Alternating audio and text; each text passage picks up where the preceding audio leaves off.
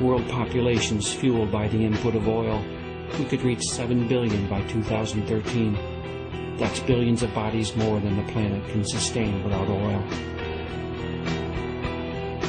We're consuming the planet and poisoning the soil and the air and the water that we all need to live.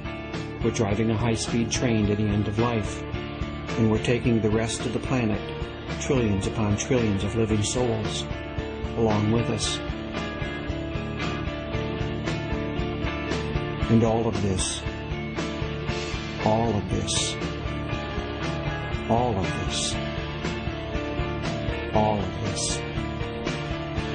is wrapped tightly inside a culture of denials and lies and absurdities so complex and so powerful that we can barely see through the smog.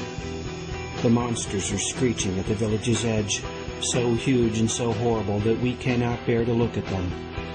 And we, bound in a cultural straitjacket of our own making, slumber on as they draw near. Working jobs we hate, consuming products that do not fulfill, distracting ourselves as best we can with television, drugs, food, sex, and entertainments, hoping our leaders will find some answers, awakening, finally, in the still hours of early morning, to the shapeless realization that they will not.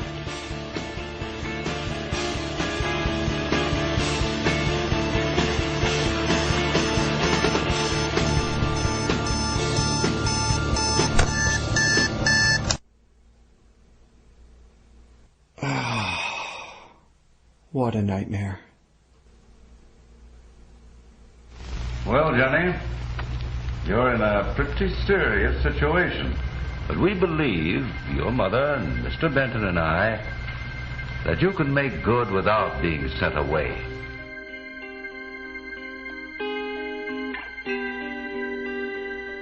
There's always been a part of me that has suspected that I would see the end of the world as we know it in my lifetime. It seemed built into the situation, the certainty of population dynamics, the inevitable end to Mr. Malthus' musings.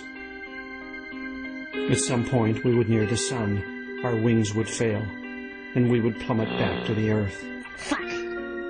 New voices spoke of possible futures. Hey, can I have some of those purple berries? Crosby, Stills, and Nash sailed the wooden ships. Shit, not again. Ridley Walker wrote his connections. And Charlton Heston ate Soylent Green with the Omega Man on the Planet of the Apes. You maniacs! The world looked insane to me, but nobody else seemed to notice, so I buried my thoughts and muddled on.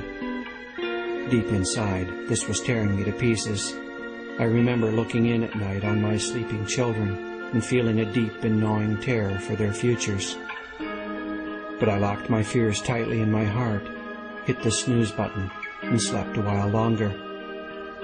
And then I came across Daniel Quinn and Derek Jensen, two writers who helped me, with books such as Ishmael and The Culture of Make-Believe, to recognize the stories of our culture, the beliefs and assumptions and fables that have shaped our lives, the fairy tales we have told ourselves, the madness we have made manifest in the world. Quinn speaks of the Nazi regime, of Adolf Hitler and the story he told the German people, the story about the lost destiny of the Aryan race, the story of oppression and defilement, the story of victory and vengeance and greatness regained. And Quinn explained how the entire nation, oppressors and oppressed alike, Jews and good Germans and gypsies and gays, were all held captive by that story. We who live today inside the dominant global culture are similarly captives of stories. Stories that surround us like the air we breathe. Stories that we enact at our own peril. Stories that threaten the community of life itself. Have you heard the one about humans being separate from nature? Different, special, the pinnacle of creation? Or about humans being innately flawed, violent, selfish, and greedy? How about the one that says that the world was made for human beings to manage, control, and exploit as a resource, and that the world has no value beyond its utility? Or the story about there being only one right way to live, and one right way to understand and view the world? or about how unlimited growth, competition, and production are all unquestionably good, or the story that tells us that we can have and do anything we think we want because there are no limits. There were people in the world looking squarely at our cultural stories and at the global predicament and seeing what I saw. Our culture, in its present configuration, could not last. I was not alone. But the transformation, or the collapse, still seemed far away. It would come one day, but not now. There was time. There was hope. Somewhere, there were people taking care of it all. And that's how it was for me, year after year. I lived the middle-class American life. I lived the stories I had learned as a child and tried as best I could to ignore the rumblings of fear that haunted my depths. And then I started to work on this documentary. 3 years later, having chewed our way through a mountain of books, articles, websites, magazines, newspapers, and documentaries, having attended lectures and meetings and salons and rallies, and having interviewed friends and neighbors, scientists and researchers and writers and activists and thinkers and feelers and more, and having talked and written and laughed and cried and worried and despaired and regained our power to plunge ahead again, one thing seems clear. The global environmental, political, and economic predicament we live in today is critical. The possible scenarios range into the highly disturbing, and the time frame seems, well, imminent. It's as though we've awakened to find ourselves on a runaway train, hurtling wildly down the tracks, held in place by powerful cultural stories and fueled by our desperate consumption of the very heart, blood, bones, and flesh of this planet. If we don't find some way to stop this train soon, we're going to reach the end of the line.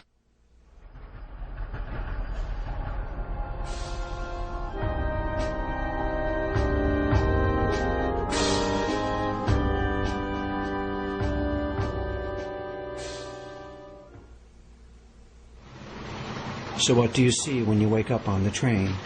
I can tell you what I saw.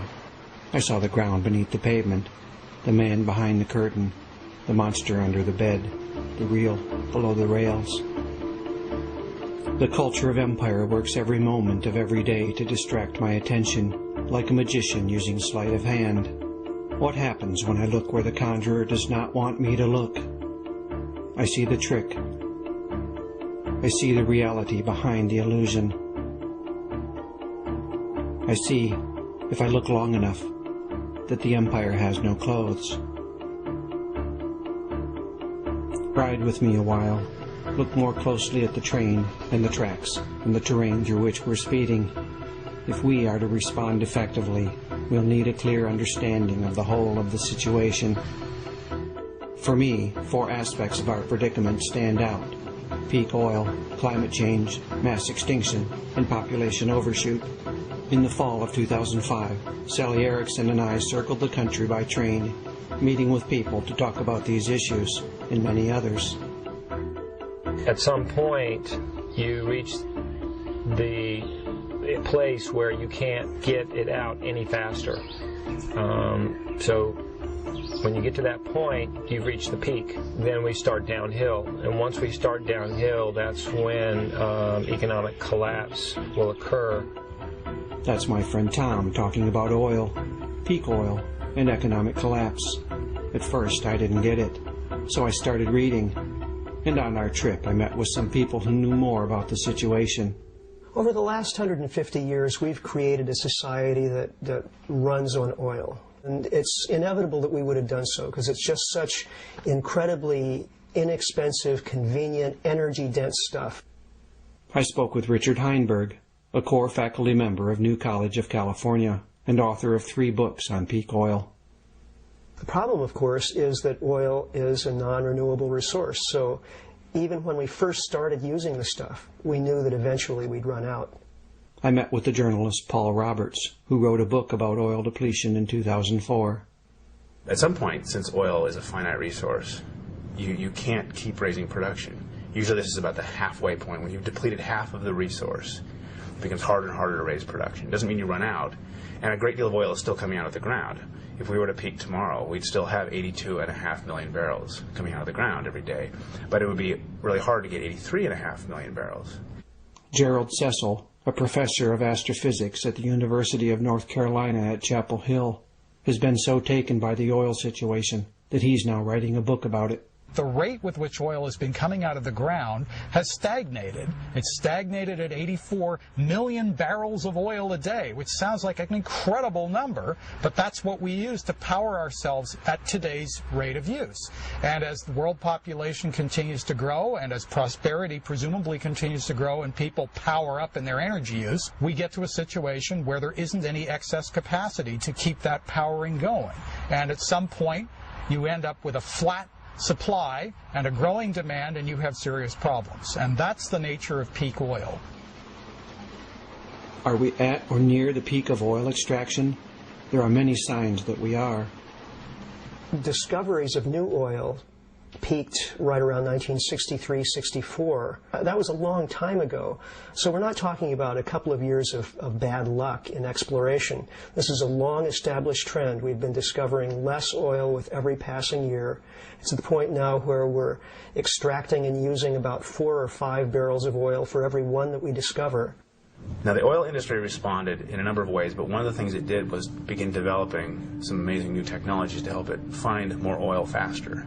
And despite this huge investment in technology and these great leaps forward, the rates of discovery are still declining. Country after country is reaching its own national all-time oil production peak and going into decline. The U.S. was one of the first to do it back in 1970, and now something like 30 or 33 countries are past their peak. And so it's inevitable that within the very next few years we'll see the global peak in oil production. Nobody's ready for that. Not ready for what exactly? What will the end of cheap oil mean for the world? I went to speak with the writer and activist Jerry Mander. I'd let myself believe that the real problems were decades away. Turns out they're probably right around the corner. All the structures that now exist, our urban formations, our transportation systems, our means of getting food, globalization as an economic model, capitalism as an economic model, which depends upon constant expansion and growth and ever more resources. It cannot possibly continue to exist because they're all based on the root base of all of it is the existence of cheap energy. In order to avoid a deflationary depression, we have to have continual growth in the money supply, which has to be based on continual growth in economic activity, which must be based on the continual growth in available energy and raw materials. We've built an economy based on the idea that it has to grow every year or else collapse. So soon the economy won't be able to grow, and all signs are that we may be facing a kind of global economic collapse because of peak oil. It seems that if our economy is poised for meltdown, our agricultural system is doubly so. I spoke with local sustainable designer Harvey Harmon and with writer Richard Manning about what he calls the oil we eat. The average piece of food in your supermarket has traveled 3,000 miles or more to get there. So not only is it based on petroleum to grow it, but then it's transported and refrigerated. And, you know, it's a system that's very dependent on cheap energy, and it's very energy intensive.